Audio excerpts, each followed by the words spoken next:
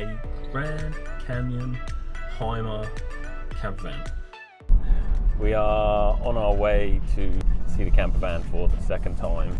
The first time was nice to just see it, look at it, and see the size and things. So we're going back now with a bunch of questions that we have, such as we want to understand the battery system a bit more, understand how this things like the heat, there's like a heat absorbing windscreen, and in the past we know that if on cold nights all of the windscreens just condensate up, and it's things like that. The small things are a pain in the arse. So we're going to have a look and find out more about that. Tell me where we're going. To the campervan. We're going to have a look at one. Look at one to get. Have a look at one to get. Oh, how much? What colour do you want? Black and white. Oh, that's boring. What? That's a boring colour. Because vans only have that color. What? What do you want inside the campervan? Make some big space, make a lot of storage, and make a big bathroom with shower. For us to have a lot of stuff to put in, and don't be annoyed to put stuff just around the hallway. So it's gonna be a long campervan. I want it to be long, like a school bus.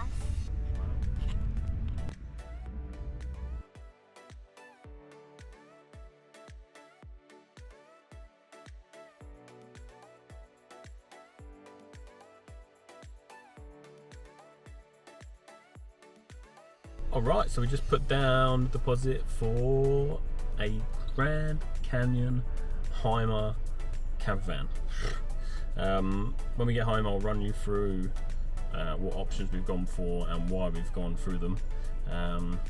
But yeah, CamperSales, we ordered. Abby has helped us a lot. I've had a lot of questions about the electrics, the heating. We're big amateurs in this, so we've had a lot of questions and they've been great. So yeah, see you when we get home. We're back home and I'm just sitting down now going through the paperwork.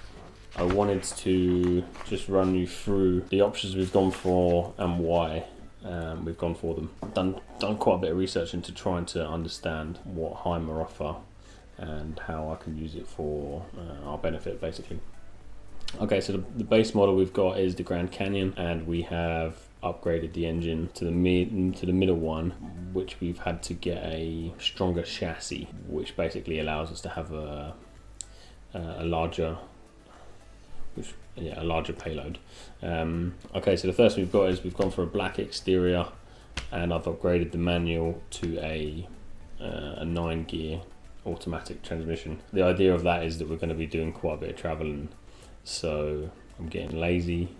Automatic is nicer to drive, so that's why we got that. The next on our list is a heat absorbing windscreen. We don't actually know what this is. I've googled it. I have asked CamperSales. I've asked Hymer. Hymer hasn't even come back to me. But the heat absorbing windscreen, I'm hoping what's going to happen is it would hold the heat in, but it doesn't just let it out of the van. In past experiences when we've gone camping, if you wake up to a cold morning and you've got some heat inside the van, just like a car, you get the condensation and it's just dripping wet. So I'm hoping that this is going to help with that.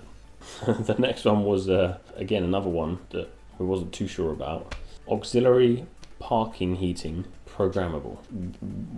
We don't know what this is. It says for engine preheating and window defrosting. I'm hoping it's something that we can preset, or if you're going out for a walk, then you can have it getting warm for you when you get home to the van. But again, not really sure. But we've gone for the option in the hope that it's actually something pretty beneficial. Going to be doing some more research on that.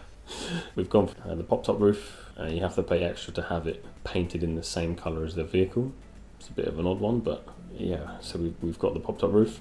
We've got an awning on the side, which should hopefully be, I've asked for it to be the length of the vehicle. The idea is that we will spend some time in some warm-ish countries so we can have a bit more outside space. The interior, we've gone for a darker fabric, because all the wood is like a lighter beige wood colour. So it should offset quite nice. We have upgraded from a 4 kilowatt heating system to a 6 kilowatt diesel warm air heating system, which apparently should take diesel in the van to heat. It should take the diesel in the van to heat the water and the air. So it should take the diesel from the van, the fuel, to warm up the water and heat the air to keep us warm.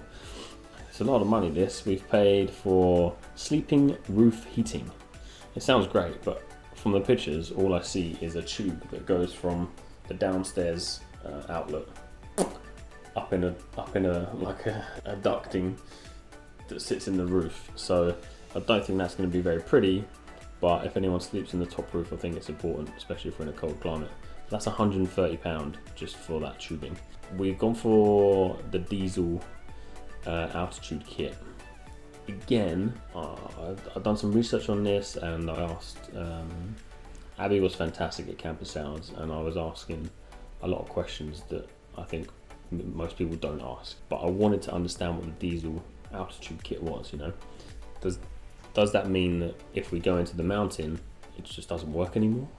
Or not necessarily a cold mountain, but just a high up mountain, that without this altitude kit, our heating's not going to work? Yeah, allows full power of standard heating in alpine regions, £600. I've gone for it because we do want to go up high. We do want to travel, to higher places in the mountains. I want to go skiing. We want to go snowboarding. So we wanted to get this because I'm worried that if we don't, it's not going to work. Okay, so the next big thing on the list is this Hymer smart battery system. I have spent weeks and weeks researching about what type of battery system we should go for in a van. Hymer offer something called the smart battery system, which takes the standard AGM battery with a lithium battery, and it's supposed to work together, with the lithium batteries being the main source and the AGM working as I don't know. Apparently Hymer is the only company that offers this type of battery system. Everyone's either lithium or either AGM. And again, CamperSales haven't had many customers, or any customers, that have requested this and requested information about this, about how it works. On Hymer's website, you can buy an extension, a second lithium battery, a second extension to your current battery system. So this battery system is £2,200, and then you can basically buy or pay the same again for another lithium battery that should be modular, that bolts onto your current system. I have asked them to just put that in together, and the reason I've asked them to do it and to use this one is because I know nothing about it. I don't really want to learn too much about it. I want to know the basics, and again, have it put in, works with the warranty, and should anything go wrong, I can ask them to help us out, basically. Security system, an alarm system that's supposed to hook up to your phone, so should anything happen while we're away, we should get a ping through to our phone. We've gone with okay, this was a funny one. In most or all camper vans or motorhomes, there is a smartphone or tablet holder that sits in the dashboard that kind of pops up, and everyone that we've rented in the past has it, and I do not like it. So we've gone for a 9-inch touchscreen on in the dashboard. As far as I'm aware, that's too big for the dashboard, so they have to remove the tablet holder in order for this to fit in, which is a bonus. But this comes with your standard Apple CarPlay, Google Play, all that stuff, and also a reverse camera. I don't think we're going to need it, but I think should we ever want to sell the van, it's a nice feature to have. Then Hymer offer packages.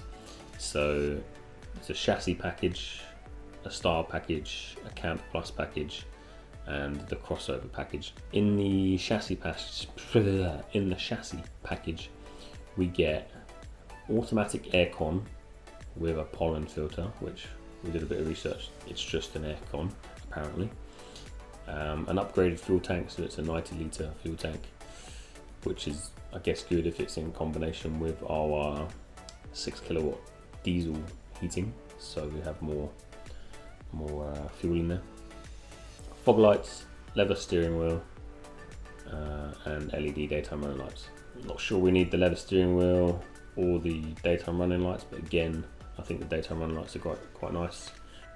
The style package is just the bumper paint in the vehicle colour, grille frame, glossy black grille frame, and then it's called an underride protection, which is basically a skid plate. So do any bit of off-roading, it should protect the underneath of the van. Camp Plus package, so our waste water tank will be insulated and heated, which apparently if you go to pretty cold places, if you let your waste water freeze, then you block up all your pipes and it could do some damage to the vehicle. So we are planning to go to cold places. I thought that would be important to have. Then it's boring stuff like you get 2 pillows that we don't even want, and wooden shower slots, I think, cover the shower when you're not using it. This was a controversial one, so we've gone for they have something called a crossover package, which I want the front bull bar because it looks cool, which is in a matte black, and then you also get, here's also saying underride protection, so I don't know if that's 2 things together. I'll need to inquire about that. But then also you get something called a crossover graphics on your van, which is basically a green cross down the side of the van. I don't really want that on there, I just kind of want it black. But guys at CamperSales think, sort of you have the package or you don't have the package.